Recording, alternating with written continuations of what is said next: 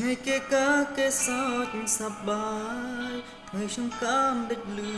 សំឡេងយំសំឡេងនេះនៅក្បែរទ្រូងខ្ញុំ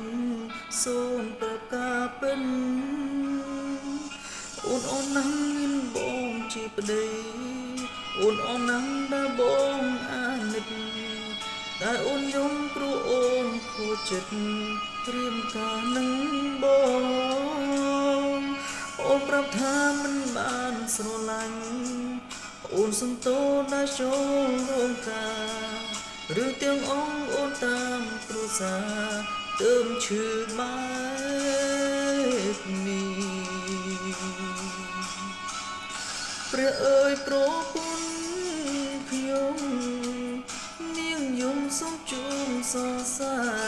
រទាំងរងការនៅញាតិប្រុសស្រីព្រះអើយប្រពន្ធអូ